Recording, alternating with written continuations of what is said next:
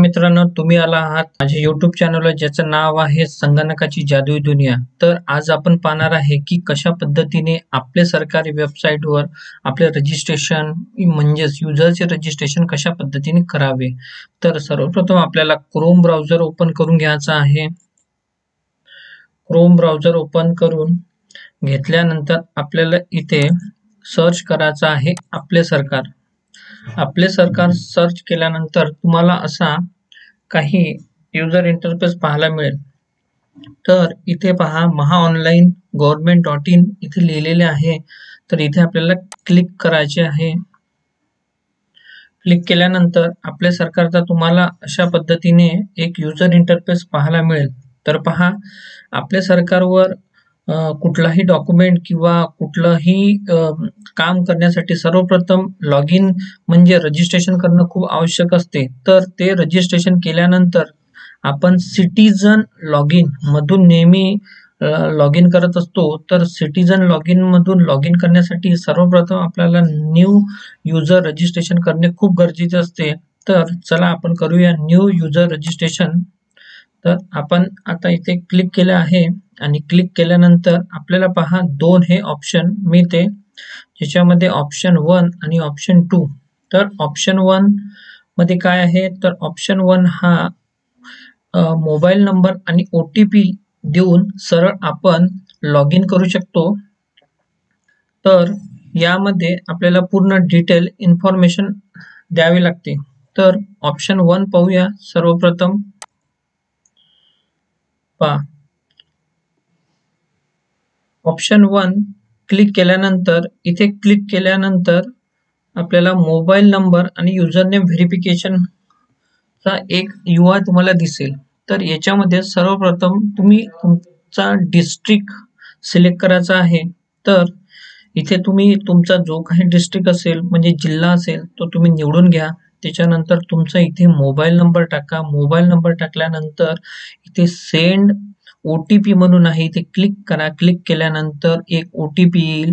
OTPचा message येणार. तो OTPचा message मध्ये आलेला OTP या ठिकाणी तुम्हाला एंटर करायचा आहे. एंटर केल्यानंतर या ठिकाणी तुम्हाला तुमचे युजर नाव द्यायचे आहे. फॉर एक्झाम्पल पहा, इथे citizen@123 दिलेलं आहे. तर अशा पद्धतीनं तुमचं नाव जर राम असेल तर राम 123 असं तुम्ही देऊ शकता आणि इथे क्लिक करून तुमचं युजर नेम अवेलेबल आहे किंवा नाही हे चेक करायचं आहे. तर मित्रहो, आपल्या सरकार युजर रजिस्ट्रेशन करताना एक गोष्ट तुम्हाला नेहमी लक्षात ठेवायची आहे की तुम्ही इथे जो काही मोबाईल नंबर तुमचा देता तो एकदा दिल्यानंतर तुम्ही त्या मोबाईल नंबर सोबत पुन्हा दुसऱ्यांदा कधीही आपल्या सरकारवर रजिस्ट्रेशन करू शकत नाही. त्यामुळे इथे जो कोणताही तुम्ही मोबाईल नंबर द्याल तो त्याच व्यक्तीचा ज्याचे तुम्हाला कागद किंवा डॉक्युमेंट तयार करायचे आहे, जसं इन्कम तयार करायचे आहे, राशन कार्ड तयार करायचे आहे, इथे त्याच व्यक्तीचे तुम्हाला रजिस्ट्रेशन करायचे आहे.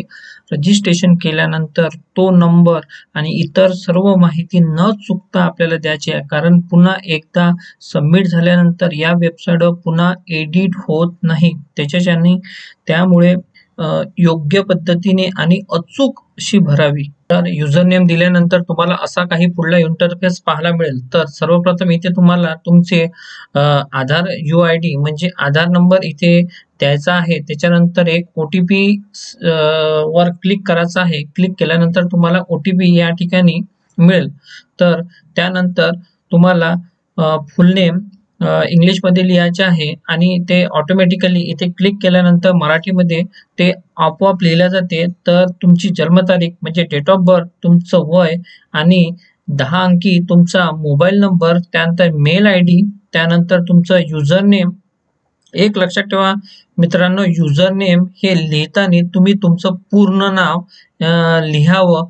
जसं की तुमचं म्हणजे फर्स्ट नेम, मिडल नेम आणि लास्ट नेम हे पूर्ण लिहिणे गरजेचं आहे, कारण हेच जे नाव आहे हे तुम्ही जो काही डॉक्युमेंट तयार करत आहे त्या डॉक्युमेंटवर हेच नाव पुढे येणार आहे. त्याच्यामुळे या नावामध्ये लिहिताना कुठलीही चूक करू नका आणि चूक जर केली तर ती या ठिकाणी पुन्हा दुरुस्त होत नाही याची तुम्ही काळजी घ्या.